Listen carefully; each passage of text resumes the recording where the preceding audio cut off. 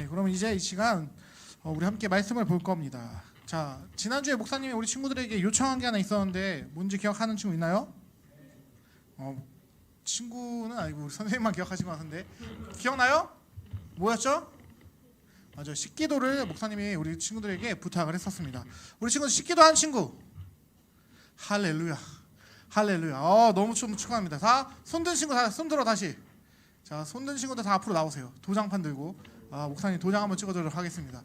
목사님이 요청한 거를 그대로 한 친구들은 목사님 너무 귀하죠. 목사님 그냥 지나칠 수 없습니다. 자기 양심 속이지 말고 나오세요. 자, 역시 라율이 믿고 있었어. 자, 양심 속이지 안 한 거지? 오케이.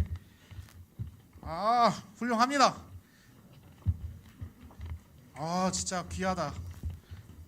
귀하고 귀하다. 하나님의 말씀을 잘 지켜나가는 우리 친구들 너무 귀합니다. 너무 잘했습니다.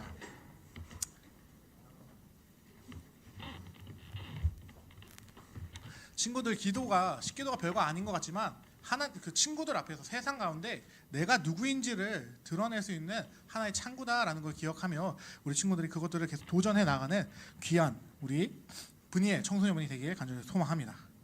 우리 지난주 이제 삼위일체 하나님이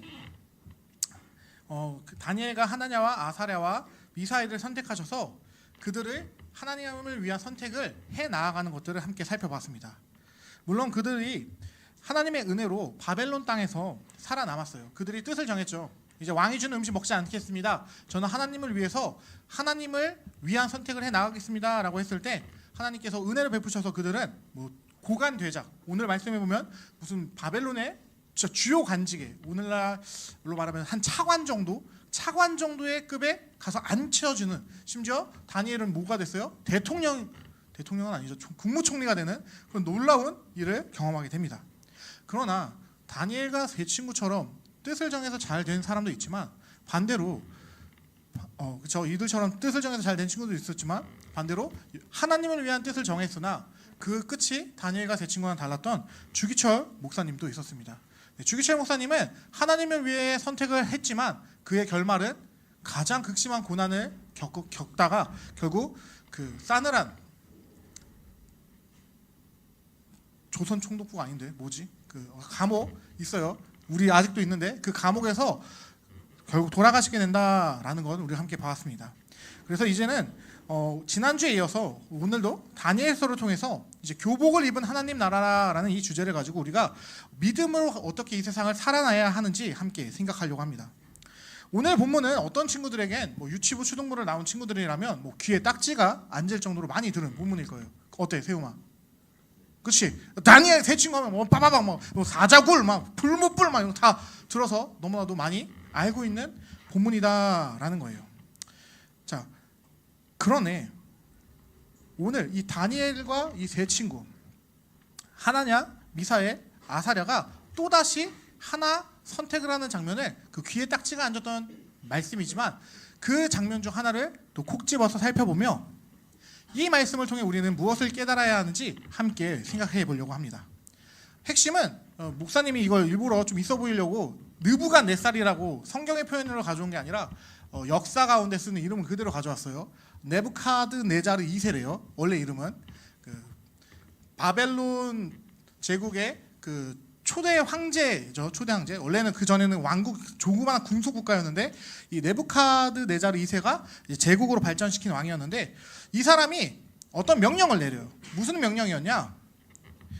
자신을 금으로 만들어요. 이게 무슨 말인지 알아요? 자신을 금으로 만든다? 그러니까 금신상을 만들기 시작한 거예요. 자신이랑 똑같이 생긴 김철호의 모양을 한 금의 이게 피규어를 너희는 신상이란 말보다 피규어가 더 이해가 잘 되겠구나. 금으로 네부카드네자르 즉 느부갓네살 왕의 피규어를 금으로 만든 거예요. 근데 크기를 또 얼마나 크게 만들어? 저 멀리서 봐도 보일 정도. 거의 63빌딩까지 안 되겠지 그 당시 기술로는. 어쨌든 엄청 크게 금신상을 만든 거예요. 그리고 나서 뭐라고 했냐?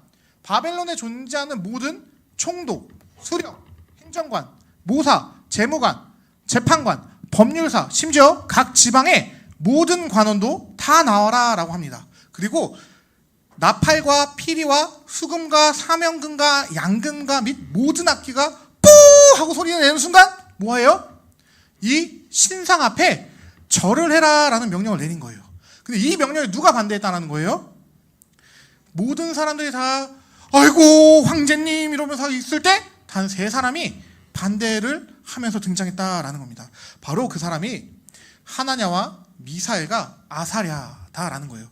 오늘 성경에 읽었던 거랑 다르죠. 성경은 사드락과 메삭과 아벳느고라고 해요. 근데 이 이름 원래 얘네의 이름이에요? 아니죠. 하나냐, 미사엘, 아사랴를 그들의 민족성을 없애려고 바벨론이 억지로 만들어준 이름이에요. 그래서 목사님은 그 이름대로 부르지 않는 거예요. 하나냐와 미사엘과 아사랴라는 인물들이 여호와 하나님을 위해서 그 금신상에 절할 수 없습니다. 즉 지난주에 우리가 살펴봤던 것처럼 왕의 음식을 먹을 수 없습니다 라고 결정을 하고 결단을 내렸다라는 겁니다. 근데 결국 이 선택이 느부갓네살 왕의 귀에 들어가게 됩니다. 그리고 느부갓네살 왕이 그들을 불러 나와요. 그러면서 바로 죽일 줄 알았는데 워낙 이 하나냐, 미사엘, 아사랴가 똑똑한 사람들이었기 때문에 한 번 더 기회를 줍니다. 자, 얘들아, 너희가 좀 정신이 나갔던 것 같은데 내가 한 번 더 기회를 줄게. 자, 절해. 어떻게 했을까요? 2번째 기회. 압도적인 제국의 황제, 지금이라도 내 목을 댕강 자를 수 있는 자가 다시 한 번 기회를 줬어요. 여러분이라면 어떻게 하겠습니까? 바로 할렐루야 하면서 막 이게 숙이는 친구들이 있을 거예요. 대부분의 사람들은 그 권력 앞에 무서워서 다시금 기회를 줬을 때 고개를 숙일 거예요. 그런데 2번째 기회가 왔는데도 불구하고 우리 하나냐, 미사엘, 아사랴는 뭐예요? No! 난 할 수 없습니다! 라고 거절한다 라는 겁니다. 이때 이들이 한 말이 놀라워요. 우리 함께 다시 한번 말씀 읽어볼게요. 시작. 왕이여, 우리가 섬기는 하나님이 계시다면 우리를 맹렬히 타는 풀무불 가운데서 능히 건져내시겠고 그렇게 하지 아니하실지라도 왕이 세우신 금신상에게 절하지도 아니할 줄 아시옵소서. 그들은 여호와에 대한 신앙으로 왕의 명령을 거부합니다. 그리고 여호와께서 분명히 그들을 건져주실 것이다 라는 믿음을 당당히 선포하는 거예요. 그런데 많은 사람들은 이 부분에 감동을 받아요. 능히 건져내시겠고 하나님은 우리를 구원한 능력이 있으신 분입니다. 할렐루야 막 이러면서 하는데 사실 목사님은 그것보다 18절이 더 중요하다라고 생각합니다. 18절은 무엇을 말하냐? 그렇게 하지 아니하실지라도 설령 그 하나님이 나를 구해주지 아니하실지라도 나는 왕의 명령을 따를 수 없습니다. 왕이 세운 금신상, 심지어 왕이 섬기는 다른 신들에게 나는 절할 수 없습니다 라고 선언한다라는 거예요. 네, 믿음입니다. 하나냐와 미사엘과 아사랴는 세상과 타협하려 하지 않았다라는 거예요. 그리고 정말 그들은 죽게 된다 할지라도 설령 왕이 나를 죽인다 할지라도 신경 쓰지 않습니다. 나는 죽더라도 여호와를 위해 죽겠습니다 라고 우리 주기철 목사님과 같은 결단을 내리면서 나왔다라는 겁니다.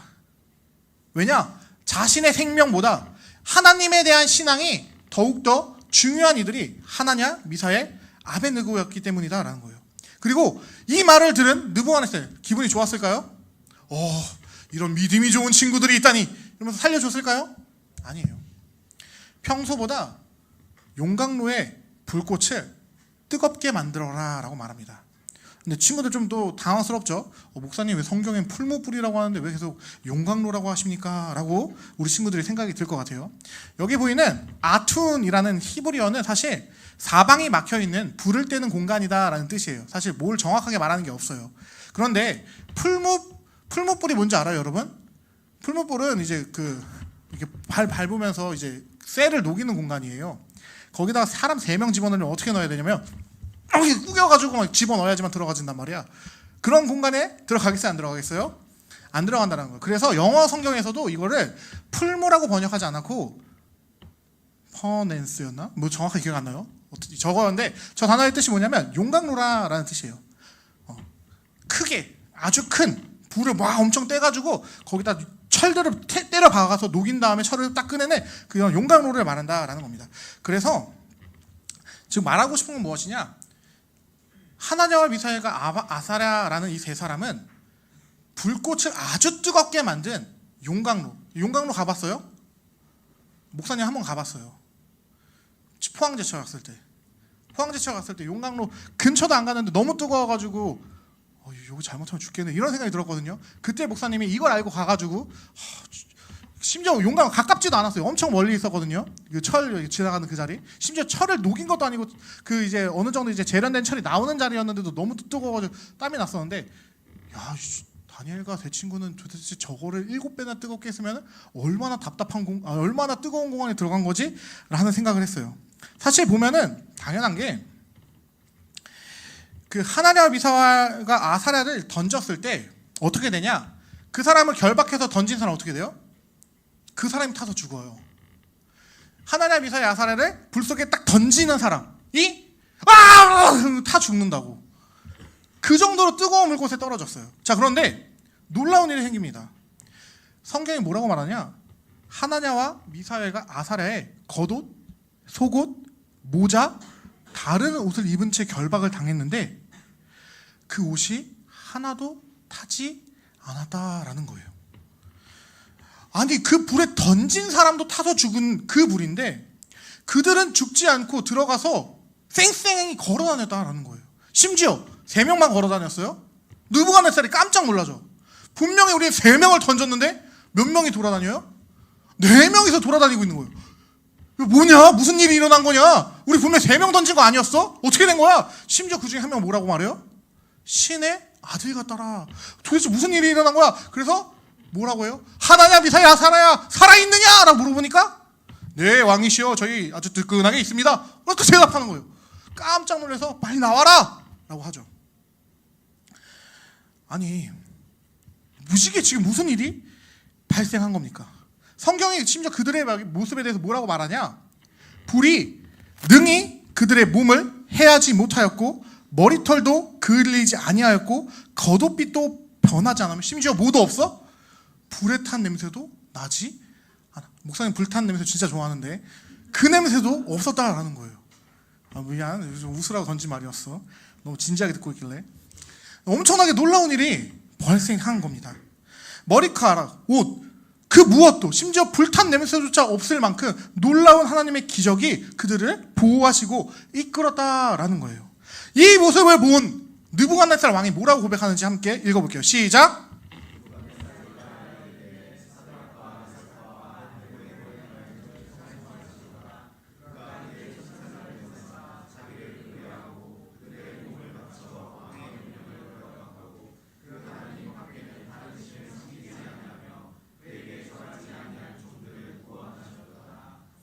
분명 느부갓네살 왕은 우리가 성경을 읽어서 알지만 그들을 불 속에 던지기 전까지 뭐라고 말했냐면 야 너희 그래 나한테 까불다가 죽어. 여태까지 내 손에서 사람을 구원한 신이 없어.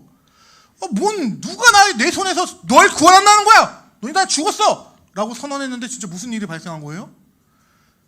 호언장담하던 그의 말이 무너지니까 느부갓네살이 뭘 할 수밖에 없어요?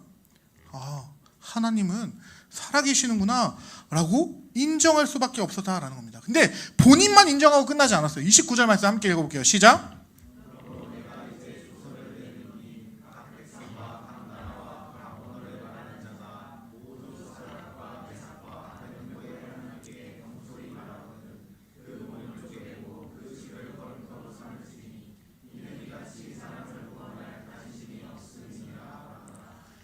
그 전까지는 하나님을 무시했어요. 하나님? 구하면 없으니 구해보라고 해봐. 야, 그게 뭔데? 했던 그가 진짜 살아 돌아오니까 이 신은 내가 함부로 대할 신이 아니구나. 사드락과 메삭과 아벳느고, 즉 하나냐와 미사야가 아사랴의 하나님은 신은 진짜 신이구나. 이거 나만 인정하고 끝날 게 아니라 당장 조서가 뭐예요? 옛날에 조선시대에 어명이요! 하고 막 쫙 내리면 뭐예요? 신하들이 다 그 무릎 꿇는 거, 그거를 내려달라는 거예요. 온 나라에.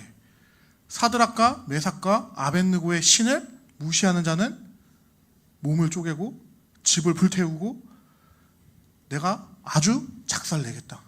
왜냐? 내가 무시했는데 내가 무시한 그것을 오히려 무시하듯 비웃으며 그들을 살려낸 그 신은 이 신밖에 없기 때문이다 라고 말을 했다라는 겁니다. 네, 우리는 다니엘 3장을 통해 이 세 친구의 믿음을 볼 수 있습니다.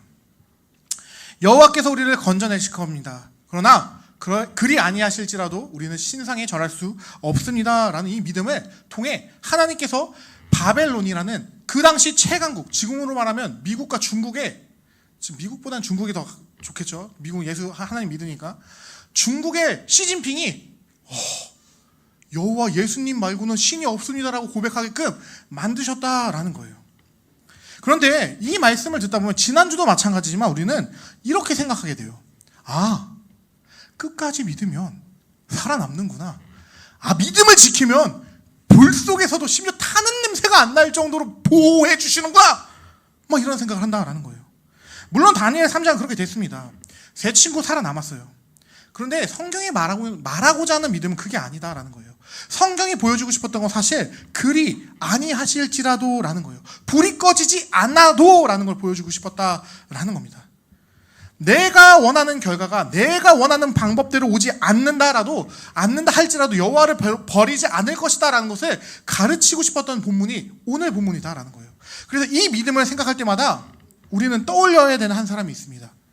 바로 로버트 토마스 저메인 토마스. 누군지 알아요? 아, 맞추는 사람? 알아요? 도대체 제인이 너는 어떤 인생을 살아온 거니? 목사예요? 유명한 사람이에요? 한국에 전도하러 온 사람이에요. 그래. 몇 번째로? 몇 번째인지 모르겠어.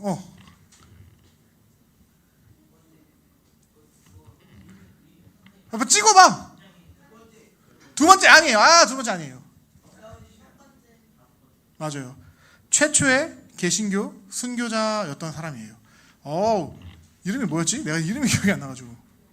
영준이. 영준 훌륭하다. 알고 있었지? 맞아요. 이분이 대한민국에 처음으로 개신교의 복음을 들고 온 사람이에요. 그러니까 천주교 사람은 많아요. 천주교 사람은 많습니다. 천주교 사람은 그 전에 정약용도 천주교인이었다고 하니까 천주교 사람은 많았는데 중요한 건 뭐예요? 최초의 개신교 순교자이자 선교사였다라는 겁니다. 토마스 선교사님에 대해서 간단하게 얘기를 해드리려고 해요. 그리고 오늘 예배 태도가 아주 좋은, 끝까지 좋은 친구에게 이 책을 선물로 드리도록 하겠습니다. 별로 갖고 싶지 않아요? 너무 제인이 표정이 제인이 나한테? 필요 없는데 막 이런 표정이었어요. 우리 친구들 다 책을 안 읽고 싶죠? 자, 그러면 잘 들어요. 자, 이분은 1840년 9월에 영국 웨일즈에서 태어났어요. 그는 어렸을 때부터 언어에 대한 뛰어난 재능이 있어서 히브리어, 헬라어를 거의 초등학교 때였나 그때 뗐다라고 하고 웬만한 언어들을 금방 습득하는 사람이었다라고 합니다.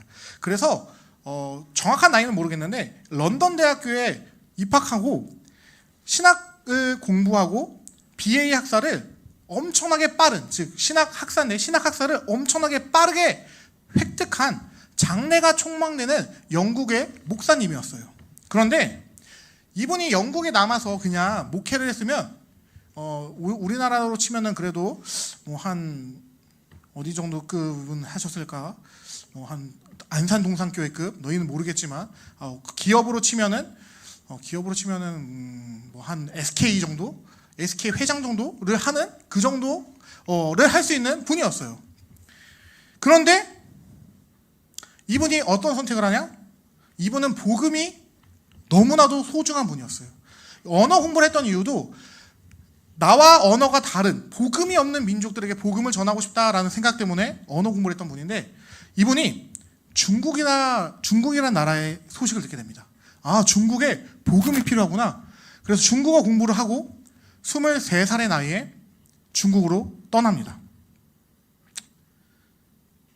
인생에 자기 본국에 남았으면 정말 편하게 살 수 있었는데 23살에 이미 대학교를 계속 왔다 갔다 해요, 이 친구가. 알아서 잘 들으세요. 23살의 나이에 대학교를 졸업하고 나갈 수 있다는 건 엄청난 인재였다라는 겁니다. 이미 목사라는 타이틀을 달고 나가는 거니까. 그런데 이분이 중국으로 갈 때 막 결혼한 상태였어요. 신혼의 상태였습니다. 중국 상하이로 나아가요. 그런데 계속 그런데라고 하니까 이상한데 중요한 건 뭐냐? 중국에 도착하자마자 큰 고난이 연속으로 그의 인생에 다가옵니다. 도착한 지 이제 신혼이라고 했잖아요. 그러니까 이제 아내가 임신을 한 상태였어요. 이제 중국에 올 때 이제 아이가 뱃속에서 열심히 잘 크고 있었죠. 저희 아내가 지금 이제 저도 이제 둘째를 가졌어요. 몰랐죠? 나 둘째가 생겼어. 우리 튤립이라고 하는데 박수까지 안 쳐도 되는데 튤립이라고 하는데 튤립이가 우리 아내 뱃속에서 잘 자라고 있어요. 토마스 선교사님도 첫째 아이가 아내 뱃속에서 잘 크고 있었어요. 근데 중국에 도착하자마자 무슨 일이 발생하냐? 아내가 유산을 해요. 자기의 아이를 잃게 돼요.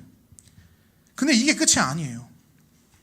얼마 지나지 않아 사랑하는 아내가 유산을 이겨내지 못하고 타지 땅에서 병에 걸려 이제 숨을 지게 됩니다. 선교하러 나왔어요. 하나님을 위해서 중국 땅에 복음 들고 왔는데 복음 들고 저 험한 산 넘고 바다 건너 왔는데 도착하자마자 자녀 잃고 도착하고 나서 1년 뒤에 아내가 죽습니다. 자, 여러분이라면 어떨 것 같아요? 다시 런던으로 갈까? 여기까지다. 여호와를 위해 살겠다라고 내가 선택을 했는데 왜 내 삶이 이렇게까지 무너져야 되는 거지? 라는 생각 들지 않을까요? 하나님 원망하고 싶지 않아요? 이게 지금 뭐 하는 겁니까? 뭐 다니엘을 뜻을 정하면 막 뭐 왕이 막 총리도 세워주고 다니엘 뭐 대친구는 뜻을 정하면 막 불 가운데서 살아난다고 하더니만 왜 내 인생을 이러는 거예요? 라는 생각이 들지 않겠어요? 그런데 토마스 선교사님 거기서 등을 돌리지 않습니다. 중국에 남아서 복음 서약을 하다가 우연치 않게 조선이라는 나라를 알게 됩니다. 조선 상인을 통해서 조선이라는 나라가 있는데 그 나라는 복음이라는 건 이미 존재하지도 않고 세국 정책을 통해서 나라를 막고 있으며 외국에게 문을 열어주지 않는다. 이런 얘기를 듣는 거예요.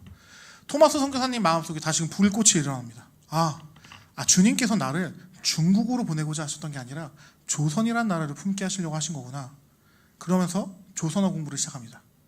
그리고 조선어 성경을 토마스 선교사님이 완성한 건지 아니면 도움을 받은 건지 모르겠지만 어쨌든 조선어 성경을 번역을 해요.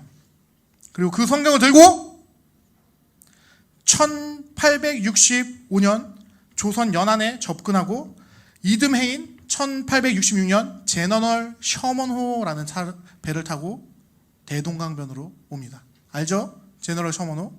그 배 어떻게 돼요? 불타요. 흥선대원군이 근처도 못 오게 하라 라고 해서 다 불태워버려요. 그 배에서 뛰어내려요. 어떻게든 복음을 전해야겠다는 생각을 하고. 그래서 막 겨우 헤엄쳐요. 그래서 딱 바닷가에 딱 도착해서 딱 두 마디 하고 죽어요. 야소. 촤. 그 나이, 그때 그 토마스 선교사님이 순교한 나이가 26세였습니다. 목사님보다 너무 젊어요. 나 26살에 그때 신대원 갔는데 그분은 한국 땅에 와서 그때 자신의 생을 내려놓습니다. 근데 여기서 중요한 질문을 우리가 던져야 돼요. 토마스 선교사님 조선 가면 죽는다는 거 몰랐을까요? 조선이 닫혀있다는 걸 이미 알고 있었어요. 조선어를 공부하면서 그리고 조선 연안에 도착해서 흥선대원군이 어떠한 정책을 펴고 있는지 다 알고 있었습니다. 그럼에도 갔다라는 거예요. 왜냐? 토마스 선교사님은 하나님이 조선에 가면 살려줄 거야. 나를 통해서 조선에 복음의 문을 100% 열어줄 거야. 라는 생각을 한 게 아닙니다. 그냥 내가 지금 조선에 필요한 거구나. 내가 지금 조선에 가야 되는구나. 이 성경을 조선에 전달해야겠구나. 라는 생각을 하고 조선 땅을 밟은 겁니다. 토마스 선교사님의 믿음은 이런 믿음이었다라는 거예요. 여호와 하나님, 제가 이 길 끝에서 살아 돌아오지 못해도 저는 주를 부인하지 않겠습니다. 복음이 내 목숨보다 귀합니다라는 그러한 믿음이었다라는 거예요. 여러분이 봤을 때 토마스 선교사님의 삶 개죽음 같죠? 너무 불쌍하죠. 영국에 남았으면 대형교회 목회하시면서 편하게 잘 살면 되는데 왜 조선이라는 나라 와서 26살에 아니 23살에는 아이를 잃고 24살에는 사랑하는 아내를 잃고 26살에는 자신의 생명마저 잃어버리는 이런 멍청한 선택을 했을까라는 생각을 하죠. 근데 놀라운 게 뭔지 알아요? 그가 야소하면서 흔들었던 그 성경책이 대한민국 교회의 시작이었다는 거예요. 그 장로님이 누군지 정확하게 기억 안 나요. 박씨였는데 그 박씨 장로님이 그 창으로 그 토마스 선교사님을 죽였던 장로님이 성경을 딱 본 거예요. 성경의 종이가 좋아요, 안 좋아요? 너무 좋은 거야. 그래서 그거 가지고 자기 집에 가요. 다 찢어요. 그래서 집에 벽면에 벽지로 쓴 거예요. 자, 근데 여기다 글자가 적혀 있어요, 안 적혀 있어요? 그러니까 여기로 누우면 말씀, 저기로 누우면 말씀 하면서 말씀을 읽다가 그 사람이 회심을 하고 예수를 믿게 된 거예요. 그리고 그 사람의 집이 대한민국 최초의 교회인 장대현 교회가 되고 그 교회에서 뭐가 열려요? 1907년 평양 대부흥이 시작됐다라는 거예요. 우리가 봤을 땐 왜 이렇게 멍청한 선택을 했을까 이 사람은 싶지만 그가 뿌린 하나의 미랄의 그 씨앗이 여러분이 예수를 만나는 이 자리를 만들어냈다는 겁니다. 누군가는 살아남아서 끝까지 하나님을 증거함으로 말미암아 불 가운데서 살아남음으로 말미암아 예수를 증명하기도 하지만 어떤 사람은 자신의 생명을 내어놓음으로 자신의 자식의 생명을 내어놓음으로 자신이 사랑하는 사람의 생명을 내어놓음으로 말미암아 예수를 증거하기도 한다는 거예요. 토마스 선교사가 있었기에 그 위에 언더우스 선교사가 오고 아펜젤러 선교사님이 오고 대한민국의 선교가 뜨겁게 불타오르고 결국엔 그들의 그 헌신이 있었기 때문에 오늘날 우리가 있을 수 있다는 겁니다. 한 알의 밀알이 땅에 떨어져 썩지 아니하면 밀은 자라지 못한다라는 겁니다. 여러분이 복음이 내 인생을 잘되게 해주는 도구다라고 생각하지 않았으면 좋겠어요. 복음은 내 인생을 위해 존재하는 게 아닙니다. 복음은 하나님을 위해 존재하는 거예요. 그 복음은 하나님 나라를 위해 존재합니다. 그 복음은 결국엔 그 하나님 나라와 하나님으로 말미암아 우리가 행복할 수 있게 해주는 시발점이다라는 겁니다. 그러니까 여러분이 반드시 이렇게 생각하지 않았으면 좋겠습니다. 참된 믿음의 승리는 언제나 생존과 형통으로만 직면된다라는 생각을 하지 않았으면 좋겠어요. 제 친구는 살았어요. 그러나 토마스 선교사님은 죽었습니다. 그러나 그 둘의 믿음은 동일한 믿음이었다라는 겁니다. 그리 아니하실지라도를 믿었을 때 어떤 이는 살기도 하고 그리 아니하실지라도를 믿었을 때 어떤 이는 그 믿음대로 죽기도 할 수 있다라는 겁니다. 여러분 제발 예수 믿으면서 교회 다니면서 이런 질문 좀 안 했으면 좋겠어요. 예수 잘 믿으면 안 망하죠? 예수 잘 믿으면 손해 안 보는 거죠? 예수 잘 믿으면 결국 내가 원하는 결말이 오는 거죠? 그런 싸구려 믿음을 갖지 않기를 바랍니다. 예수를 잘 믿으면 여러분의 영혼이 잘 되는 거예요.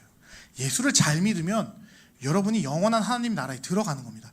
예수를 잘 믿으면 세상 가운데 고난이 와도 흔들리지 않는 거예요. 내 재물이 중요한 게 아니에요.